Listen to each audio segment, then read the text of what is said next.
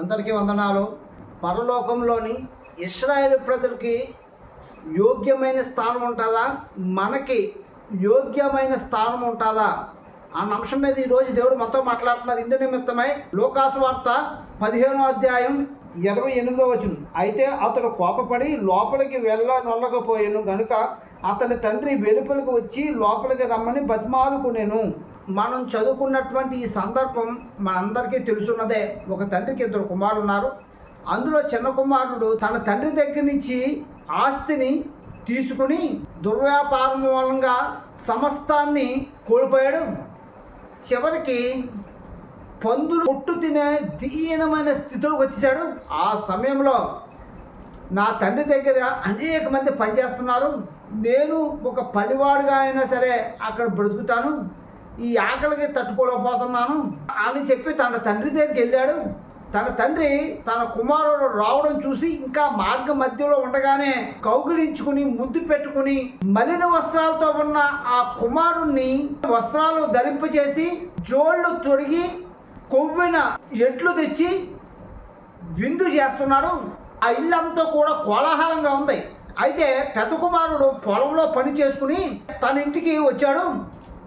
ఈ కోలాహలాన్ని అంతా చూసి ఏం జరిగిందని పక్క వ్యక్తిని అడిగితే, ఈ ఇంటిని విడిచిపెట్టి వెళ్ళిపోయిన నీ తమ్ముడు మరల వచ్చాడు కనుక నీ తండ్రి గొప్ప విందు చేస్తున్నాడు అంటే, దానికి ఆ కుమారుడు నొచ్చుకుని, నా స్నేహితులతో నేను సంతోషించడానికి కనీసం మేకపిల్లనైనా ఇవ్వలేదు నువ్వు, అటువంటిది దుర్వ్యాపారాలు చేసి పాపాత్ముడైనటువంటి నీ చిన్న కుమారుడికే నువ్వు ఇంత తినిపిస్తున్నావు ఇలా అని చెప్పగానే తన తండ్రి వెంటనే వెలుపలికి వచ్చి లోపలికి రమ్మని బ్రతిమాలుకుంటాడు.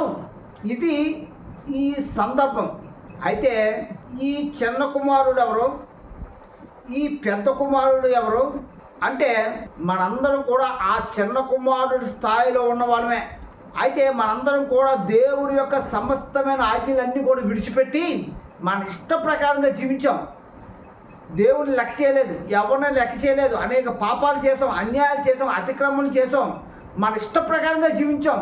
చివరికి ఇప్పుడైతే మనం ఏం చేసామంటే, యేసుక్రీస్తు ప్రభువుని సొంత రక్షకుగా ఎప్పుడైతే స్వీకరించామో, ఇప్పుడు మనలందరినీ కూడా ఆయన ఇష్టపడే బిడ్డలుగా, ఇష్టపడే కుమార్తెలుగా, ఇష్టపడే వారసులుగా మనందరం కూడా ఆయన నుంచి ఎన్నుకోబడ్డాం. ఇక్కడ ఈ చిన్న కుమారుడు అంటే నువ్వు నేను మనందరం కూడా చిన్న కుమారుడు స్థానంలో ఉన్నవాళ్ళు.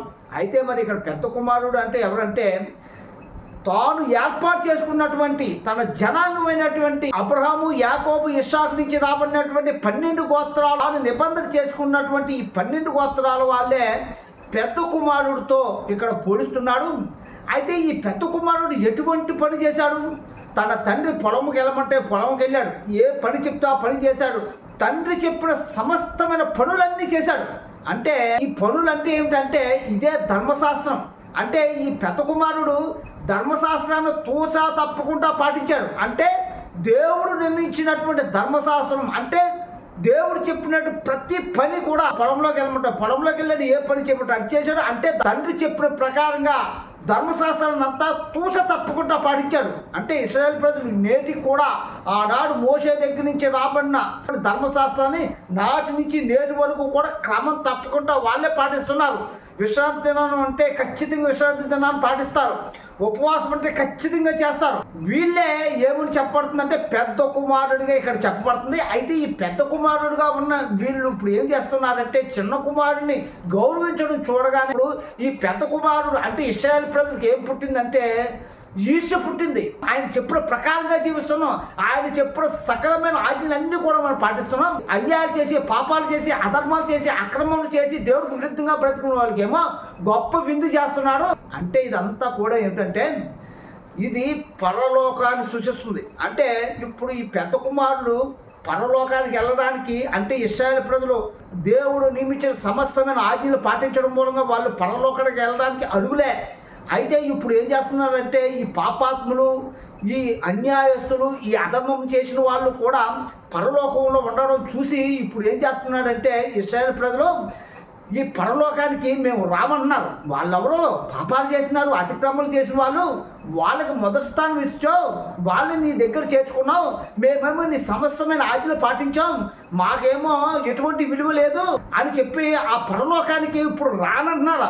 ఇక్కడ ఇల్లు అంటే తన తండ్రి ఇల్లు అని కాదు, ఇక్కడ ఇల్లు అంటే నూతన యెరూషలేము అంటే పరలోకము. ఇప్పుడు ఈ పరలోకం నుండి తన కుమారుని హత్తుకోవడానికి ఇప్పుడు తండ్రి ఎక్కడికి వచ్చాడంటే, ఎప్పుడైతే తన పాపాలు విడిచిపెట్టి తన అతిక్రమములు తెలుసుకుని ఆ చిన్న కుమారుడు తాను చేసినటువంటి సమస్తమైన పాపాలన్నిటి నిమిత్తమై ఎప్పుడైతే పడ్డాడో, కన్నీరు కార్చాడో, వేదన పడ్డాడో, ఇప్పుడు ఆ పరలోకం నుంచి ఇప్పుడు దేవుడు ఏం చేశాడంటే భూలోకానికి వచ్చాడు. భూలోకానికి వచ్చి ఇప్పుడు ఈ చిన్న కుమారుడైనటువంటి ఆ కుమారుని ఇప్పుడు ఏం చేశాడంటే చేర్చుకున్నాడు. అందుకనే కదా యేసుక్రీస్తు ప్రభువు వారు ఏం చెప్పాడంటే, నేను నశించిపోయిన గొర్రెల దగ్గరికి వచ్చాను.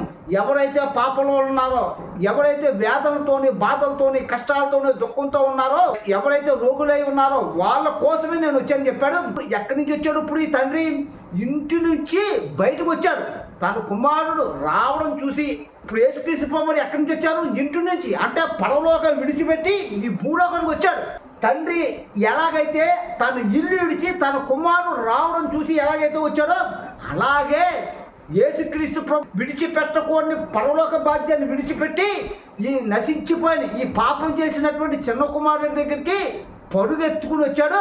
మన కోసం 2000 సంవత్సరాల ముందు పరుగెత్తుకుని వచ్చి ఇప్పుడు ఏం చేయబోతున్నాడంటే రేపు రెండో రాకుల్లో మనందరినీ కూడా ఆ ఇంటిలోకి, ఆ లోపలికి, అంటే పరలోకానికి మనందరినీ తీసుకెళ్ళడానికి ఆయనే మన దగ్గరికి వచ్చాడు. ఈ లోపలికి తీసుకెళ్లి ఆ పరలోకంలో గొప్ప విందు చేస్తుంటే వారు ఎన్నుకున్న ఆ పెద్ద కుమారుడు స్థానంలో ఉన్నటువంటి ఇశ్రాయేలు ప్రజలు లోపలికి తీసుకెళ్లి ఆ విందు చేస్తున్న ఆ కోలాహలాన్ని చూసి ఇప్పుడు ఈ పెద్ద కుమారుడు ఈర్ష్యపడుతున్నాడు, ద్వేషపడుతున్నాడు. నువ్వు చెప్పిన సమస్త ఆజ్ఞలను కూడా పాటించాను, ఏది కూడా తోస తప్పలేదు నేను. అటువంటిది నాకు ఏనాడైనా ఒక మేక పిల్లనైనా ఇచ్చావు నువ్వు. అటువంటిది ఈ నీ కుమారుడు పాపం చేస్తే నువ్వు పరలోకానికి తీసుకెళ్ళావు అని చెప్పి ఇప్పుడు పరలోకానికి ఇప్పుడు రానంటున్నాడు. అయితే తండ్రి, నా ఆజ్ఞలన్నీ నువ్వు పాటించావు కనుక, నేను చెప్పిన ప్రతి పని నువ్వు చేసావు కనుక, నా సమస్తమైన ఆజ్ఞలు, ఉపమానాలు, కట్టల్లో, శాసనాలు, విధులు అన్ని నువ్వు తోచా తప్పకుండా పాటించావు కనుక ఇప్పుడు నువ్వు లోపలికి రా అని చెప్పి ఇప్పుడు తండ్రే ఇశ్రాయేలు ప్రజల దగ్గరికి వచ్చి వాళ్ళని కూడా పరలోకానికి తీసుకెళ్తాడు. ఇది ఈ వాక్యంలో ఉన్న అర్థం. ఇక్కడ ఇల్లు అంటే పరలోకం. దేవుడి కొద్ది మాట దీవించును గాక. ఆమేన్.